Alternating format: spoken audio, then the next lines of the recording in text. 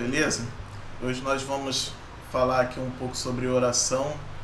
Eu estou aqui com o meu amigo presbítero Everaldo Júnior e a gente vai compartilhar mais um pouco sobre o que é oração, sobre a hipocrisia no meio da oração e um pouco sobre lugar secreto.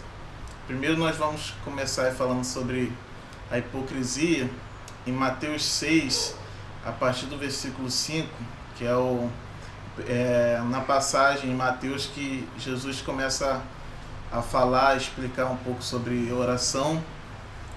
E logo nesse versículo 5 ele já inicia falando que para que nós não possamos ser como os hipócritas, orando nas esquinas, em pé, mostrando que tem alguma autoridade, mostrando que tem algum poder, somente porque está orando. E nós sabemos que oração não é isso. E nessa hipocrisia, infelizmente acontece nos dias de hoje, que eu vou colocar aqui algumas coisas para que nós possamos refletir, que é uma das primeiras coisas que eu mais vejo, é a pessoa vai no monte, e no monte a gente sabe que é um lugar ali para tirar um tempo com Deus, um tempo a sós, mas o que mais a gente vê é pessoas fazendo ao vivo no Facebook, tirando foto, mas infelizmente isso tá que nem Jesus explicou para nós, está sendo hipócrita, está ali só mostrando que tem alguma autoridade, que tem algum relacionamento com Deus, e não é de coração realmente que está fazendo aquilo ali. Quer comentar alguma coisa? Então, a hipocrisia na oração hoje em dia realmente tem sido muito vista, como o presbítero Juan está falando aqui, e a gente entende que a oração não é para a gente ser visto pelos outros. Na verdade, a oração é para Deus ver a gente. Ali, você vê ali no texto de Mateus 6 que o Juan citou, que Deus fala, que Jesus falando que é para a gente entrar num lugar secreto, né? Entra no seu quarto, fecha a porta, vai para um lugar secreto, porque o Deus que vem em secreto te recompensará. Ou seja, oração é para você ser visto por Deus, não pelos homens, né? Tem pessoas que oram, gostam de orar para se mostrar, para aparecer, e oram parece que está diante de um juiz, né? Só que a gente sabe que Deus é Pai, né? Como o Juan estava falando, que a gente vai entrar em outros aspectos da oração, vai falar sobre o que é a oração, sobre o que é o lugar secreto. Eu até começo a pincelar um pouquinho a respeito do que é a oração, né? Oração, na verdade, é uma conversa de pai com filho, como o Juan até estava pregando outro dia, achei interessante que ele falou. Oração é uma conversa de pai com filho, né?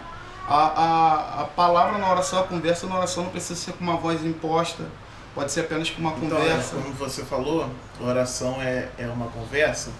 A gente vê, tem vários exemplos que a gente pode colocar sobre o que é uma oração, e uma das principais coisas é que oração é relacionamento, né, de um filho com o pai, como você disse. E infelizmente a gente vê várias hipocrisias, né, no meio da oração, que é a pessoa colocando um tom de voz mais alto, como você falou, está falando como um juiz, não está falando com seu pai.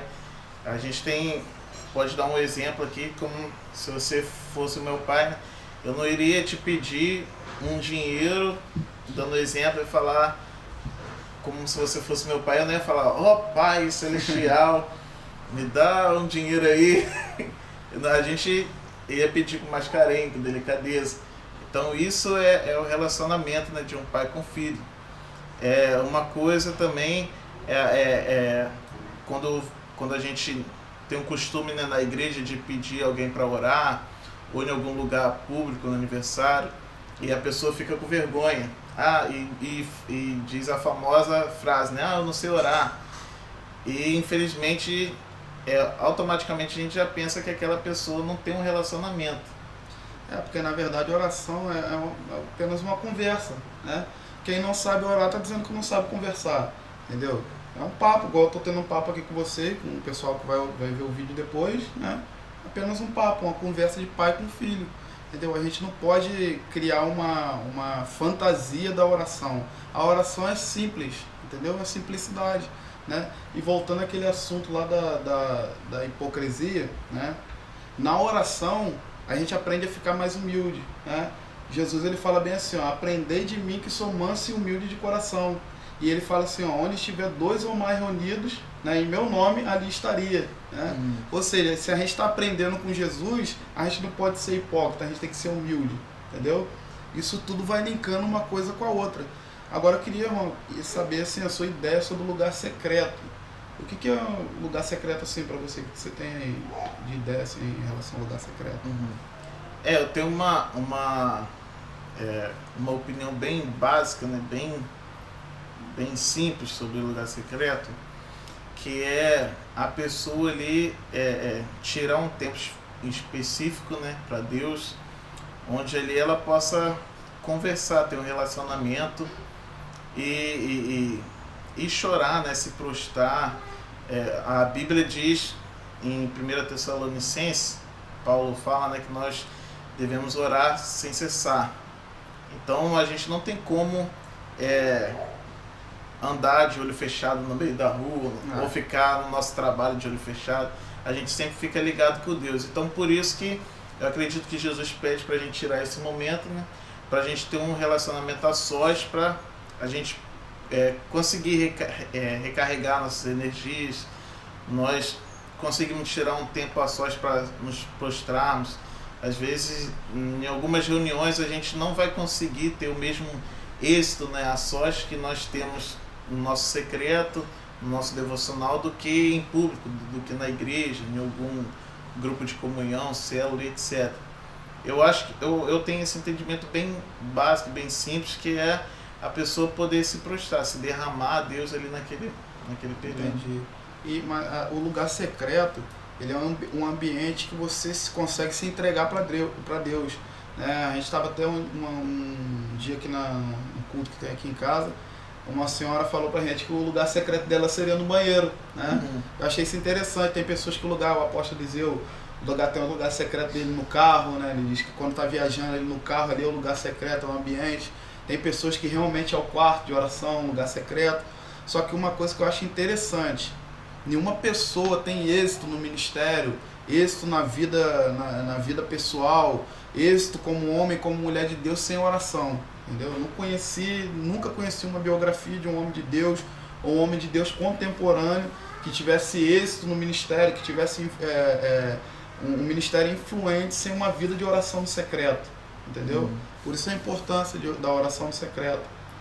Como um avivamento, né? A gente proclama muito por avivamento. A gente a gente vê em várias conferências, congressos, as pessoas pedindo a Deus por um avivamento, mas não teve aquela parte da oração antes. Como a gente vê as histórias da Rua Azusa, né? Antes de acontecer aquele mover, ficavam 24 horas orando. Tem a história do avivamento do país de Gales, começou por pessoas que tinham uma vida de oração. Então, por trás de um sucesso, tem a oração. Jonathan Edwards, John Wesley, todos esses homens tiveram êxito ministerial, só que a vida deles teve um princípio na oração, um começo na oração. Tudo começa pela oração, na vida espiritual. Né? E se nós hoje estamos clamando por um avivamento, tem que começar pela oração.